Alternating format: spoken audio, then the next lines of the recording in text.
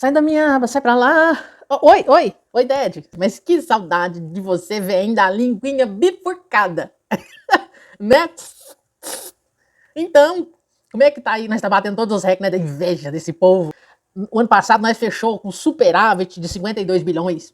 Agora nós chegou na metade do ano, nós já tá devendo 40 bi. É tipo assim, eu ganho 2 mil e gasto 4. Vai funcionar esse negócio? Não, não vai funcionar. Porque tem muita gente que fica xingando, né, o conservador de nazista, fascista, a baixa burguesia que explora o proletário, que explora o trabalhador, a baixa burguesia, seus fascistas, nazistas, nazifascistas, a baixa burguesia opressora, salve resistência. Você mesmo fala isso, né? Que o discurso da direita no mundo inteiro é pátria amada. Muitas vezes a direita ela tem mais facilidade do que nós com o discurso fascista. Aqui no Brasil nós enfrentamos o discurso do costume, o discurso da família, o discurso do patriotismo. Ou seja, aqui nós enfrentamos o discurso de tudo aquilo que a gente aprendeu historicamente a combater. Então qual é o discurso da direita no mundo inteiro? Pátria amada, costumes e religião. Tá vendo, velho? Oferenda de Baal, tá vendo? Então, aí vocês ficam chamando o conservador de nazista, de fascista. Eu queria explicar uma questão primeiro, antes da gente continuar. Fui ver o que é doutrinação. Doutrinação é o processo de incutir ideias, atitudes, estratégias cognitivas ou uma metodologia, muitas vezes distinta da educação pelo fato de que se espera que a pessoa doutrinada não questione ou analise criticamente a doutrina que está sendo ensinada. Isso é doutrinação. O que vocês ficam colocando na conta do conservador o nazismo e o fascismo. Né? E daí você fala que eles é de extrema direita. Então, eu peguei aqui um mapa ideológico que extrema direita é o cúmulo das asnice falar isso, porque não existe, né? Pelo mapa, você pode ver aí, pelo mapa, que o comunismo é 100% do Estado. E a extrema direita, que seria a ausência total do Estado, é o quê? É o conservador? Não. É a anarquia. Me fala, tem algum país no mundo que é oba-oba, cabaré de cego, que ninguém tem governo, não tem nada? Não, não existe. Então, extrema-direita não existe. Quem fala, vê ainda a linguinha bifurcada. Você sabe que a extrema-direita não existe. Mas os meninos que é doutrinado a ficar xingando, nazista, fascista, nazista.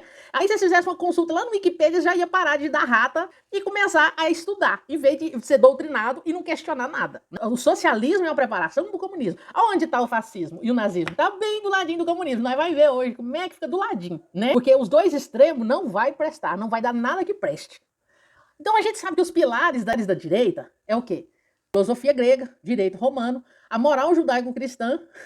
O Bigodinho exterminou quantos milhões de judeus? Então, como é que ele é de extrema direita se ele já não respeita o terceiro pilar, que é a moral judaico-cristã? E o liberalismo econômico, né? Aí, eu lembro que eu estava contando aqui que quando caiu o muro da Alemanha, aí um povo que estava do lado de cá correu pro lado do Ocidente, e quem estava do Ocidente falou, ó, tchau pra vocês, nós não vai entrar nessa bagaça do Oriente não, que era governado pela União Soviética Comunista. O livro do professor P.H. Delfino aqui, ó, ele conta uma história aí da Alemanha, certo? A Alemanha, ela causou a Primeira Guerra Mundial.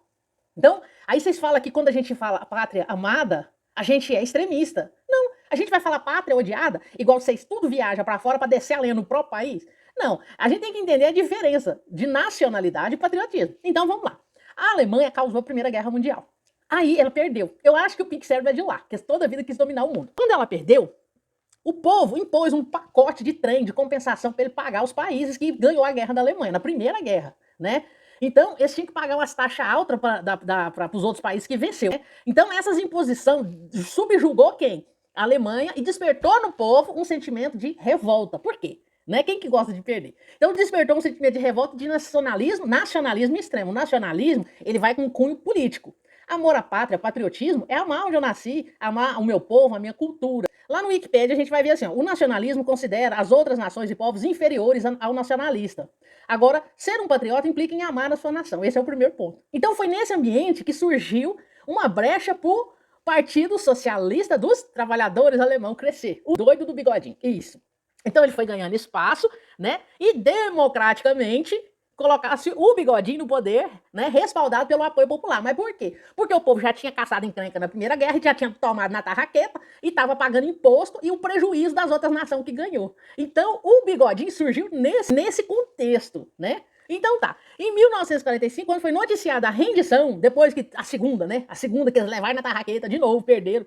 Aí as tropas, nesse período, deixa eu só fazer uma observação, nesse período, quando Bigodinho estava recebendo essa sanção, essa imposição dos outros países e pagando, o que o povo da União Soviética fez? Pega umas armas aqui, cara, pega umas armas de boa, pega umas armas aqui. A União Soviética foi dando arma escondida para os parentes do Pique Cérebro, isso. Aí eles decretaram a Segunda Guerra Mundial, a Alemanha, né? E o povo, aí já estava injuriado com o resto do mundo, por isso que eles queriam acabar com o resto do planeta, porque só tinha que sobrar eles, que estava já grilado, porque eles já vinham mais de ano pagando pro povo que eles já tinham perdido a Primeira Guerra. Então, nesse contexto, o Bigodinho e o Mussolini, os dois países, a Itália e o outro, estavam sob o domínio de outros países. É por isso que eles partiram para esse cunho nacionalista, para sair da cacunda dos outros países dele, mas não é que eles eram de extrema direita. Eles nem acreditavam que Deus existia. O Bigodinho matou mais de 3 mil padres, né? Então, em 1945, foi noticiada a rendição da Alemanha. As tropas aliadas vitoriosas ocuparam a Alemanha militarmente, né? Aí, o que eles pensaram? O que ela vai fazer com essa bagaça desse povo que não para de caçar encrenca com todo mundo? Então, o que eles fizeram? Os Estados Unidos e a Inglaterra juntou e falou assim, não, nós vai ficar com a metade da Alemanha. A União Soviética, que deu as armas que causou essa Segunda Guerra, que depois ficou suando frio para poder não deixar o Bigodinho meter o louco e conquistar igual Napoleão Bonaparte. Não, agora nós também quer metade. Por isso que fizeram esse muro. Aí dividiu a Alemanha. Pensa bagaceira. Eles entraram na Primeira Guerra, se lascaram. Entraram na Segunda, se lascaram. E aí o país foi dividido. É pra acabar, é pra cair o twin da bunda. Aí, o que acontece?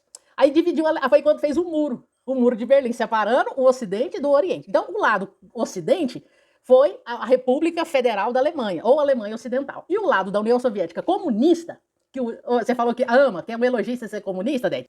Praga do Egito, né? Então, aí, do lado comunista, formou a República Democrática. Você já viu que esses comunistas adoram democrática no meio do nome? Só para poder, né? O que acontecia na Alemanha? Havia uma alta inflação, controle de preços, regulamentação excessiva, racionamento de produto e comida. Como tinha um controle excessivo por parte do Estado, do Bigodinho, né, que ainda, mesmo depois da guerra, ainda continuou, você não tinha condição de ter um empregado. E aí o mercado negro corria solto, porque ninguém aguentava pagar imposto. E chegou um ponto, o povo pagava com mercadoria. Voltou aquela época do escambo de troca, que eles não tinham nem dinheiro. O povo quebrou, mas moeu. Isso. Fora o que morreu na guerra, do povo alemão. Morreu mais um monte de gente depois que declarou o fim da guerra. Por quê? O povo não tinha comida, eles saíam perambulando nas ruas destruídas e muitas pessoas morreram de fome depois que acabou a guerra. Né? Durante anos ainda, né? Depois dos 3 anos que acabou a guerra, o povo ainda estava morrendo de fome. Os Estados Unidos pegou uma parte da Alemanha, mas a Inglaterra. E a outra parte ficou para a Rússia. Adivinha quando caiu esse muro, para que lado que o povo correu, né? Não precisa nem falar, né? Então, assim, o povo começou a mandar dinheiro para esses países. Tipo, a Inglaterra recebeu 3 bi. A Alemanha recebeu só 1 para largar de ser otária. Ficar mexendo, caçando encrenca com todo mundo, né?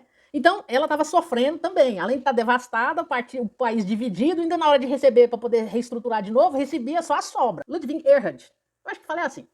Ele foi nomeado diretor da administração da economia da parte ocidental. Ele era um defensor do mercado livre, do liberalismo econômico. Então, nessa época, a Inglaterra estava com seu primeiro governo socialista. Então, eles tentaram impedir esse cara de colocar o plano dele em ação para reestruturar a Alemanha, porque ela estava acabada. Eu vou acabar com esse mundo velho de imposto no cangote do povo, né? Então, ele marcou dia e hora para desregulamentar a economia da Alemanha e reduzir a intervenção do Estado, né?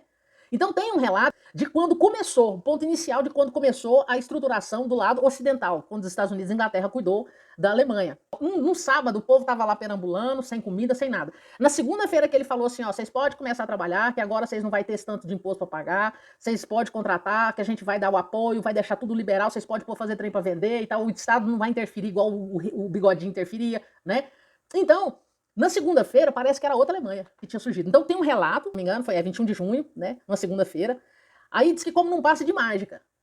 As chaminés das fábricas já começou a funcionar, já tinha coisa para vender nas vitrines, começou a ter aquele movimento, né? O mercado negro, que antes tinha que esconder para não ficar pagando tributo altíssimo para o Estado, né? Apareceu um monte de mercadoria que tinha sumido, começou a circular a mercadoria na Alemanha.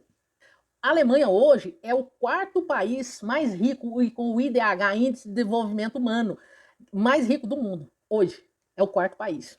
Então a economia da Alemanha, ela recuperou muito mais rápido do que os outros países, que a Inglaterra, que já estava com viés namorando ali o socialismo, né? Tanto que a Inglaterra ainda sofria com racionamento, após o fim da guerra, mas a Alemanha em pouco tempo já acabou o racionamento, não tinha racionamento. O que é racionamento? Você tem que ficar na fila 3 horas, 4 horas para comprar um papel higiênico. Você tem que ficar na fila 5 horas, você pegar 6 pão na padaria. Isso é racionamento. Então a Alemanha já saiu em pouco tempo. Enquanto isso, a Inglaterra, que tinha namorando lá com o socialismo, ainda estava sofrendo racionamento. Os preços da Inglaterra só subia e a taxa de desemprego aumentava. Na Alemanha, em pouco tempo, com a liberação econômica, né, os salários não paravam de subir.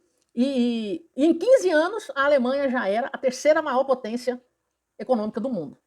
E nós estamos aqui ainda. Né? O pessoal fala que o do bigodinho, que o fascismo é de extrema direita. Então agora a gente sabe que é uma idiotice muito grande a pessoa falar isso. Né? Então quais são os pontos em comum com o do bigodinho e o comunismo? O Estado absoluto, o anticapitalismo, que eles são contra, né? O Estado controlar a economia, desarmamentista, né? Ditadura, controle da imprensa, liberdade individual sendo tolhida, sem direito à propriedade, né? Aí tem uma educação doutrinadora, né? É igualzinho o comunismo, Dad. O Hitler mesmo falou num livro que ele escreveu, Mein Kampf, eu não sei o nome desse trem. Né? Ele lutou contra os judeus porque esses haviam se apropriado dos meios de produção. Por que o Bigodinho colocou o nome Partido Socialista dos Trabalhadores Alemães? Ele tinha um flerte com o socialismo, né? E ele escreve depois num livro dele assim, ó, que ele lutou contra os judeus porque esses haviam se apropriado dos meios de produção, exploravam os alemães e eram donos dos bancos. Algum discurso desse parece com o comunismo? Né? Uma das principais motivações desse nacionalismo que foi desenvolvido pelo Bigodinho, né, porque eles estavam sob o jugo de outros países pagando, né, era a ideia socialista de que os judeus e não os arianos eram os burgueses opressores.